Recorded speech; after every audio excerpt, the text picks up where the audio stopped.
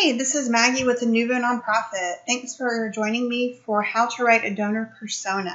And be sure to check the description for your downloadable workbook.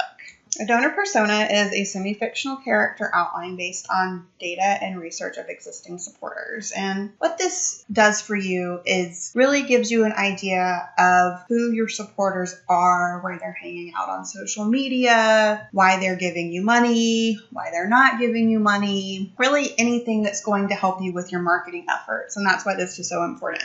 So why do you need a donor persona? Like I said, this helps you identify where your supporters are hanging out on social media, what their communication preferences are, who they are. For example, if a lot of your supporters are millennials versus people who are in their 50s, then their communication preferences are probably going to be very different. So knowing who these people are and what drives them is going to help you target who you want to communicate to and do it in the right way. And so this is going to drive all of your marketing and communications. You know, if all of your supporters want to hang out on Facebook and you're on Instagram, you're not going to be very effective. You may have a great message and it may be the right message, but if it's in the wrong place, then it's not helpful. So to get started, you're going to perform market research, which is very easy. We're going to go over how to do that. You're going to make a list of all of your data sources. Those are going to be your social media accounts, your email subscribers, your donor database, any event attendees you've come into contact with. That should also be your board members, past and present.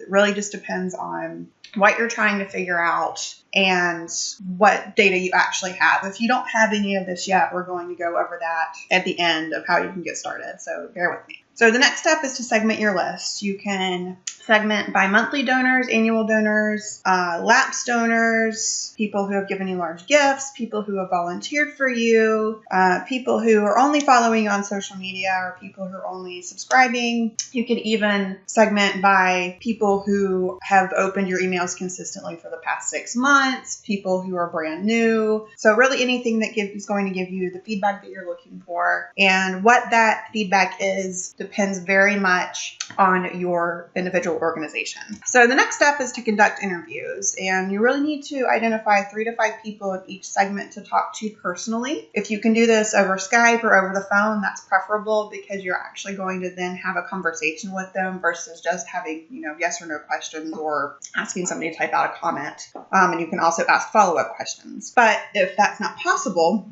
then you can always do something like a SurveyMonkey or a lot of social media platforms have the ability to post a survey on your accounts. So, come up with a list of questions to ask people that you feel like are going to be meaningful and give you the kind of feedback that you're looking for. As you're interviewing people, you're also going to be collecting data. And here are just some suggestions of the kinds of things that you're going to want to be looking for and that would kind of drive the questions you're asking. So basic demographics, you could even get really specific with it. If you're working in an organization that does a lot of local work, then could be helpful to have data on where they live in the city, for example, where they live in your state. Psychographic identifiers, so, hobbies, interests, activities, desired communication channels are really, really important. So giving history, so whether they've given or not, when their last gift was, how large it was, could be helpful. Another way to collect data is through surveys. As I mentioned before, a lot of social media platforms give you the ability to conduct surveys through your account. There are also companies that provide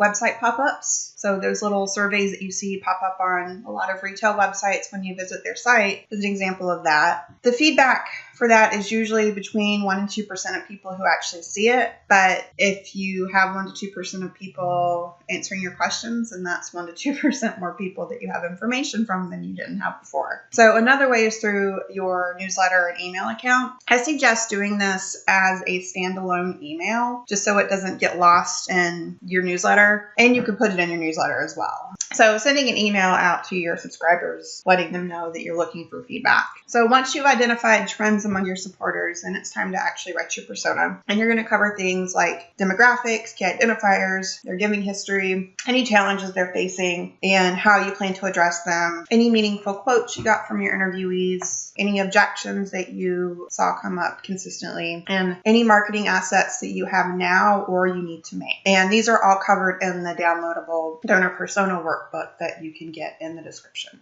So the other thing that market research is going to do for you is let you identify any untapped audiences. Now, going into this, you might think you know who your donors are, and you may find that you're right, but you also may find that you find some other trends in your data that clue you into some audiences that you didn't realize you had, or that you just haven't been targeting well. So when you find those people, you can make a new persona for them, and they are yet another group that you can target.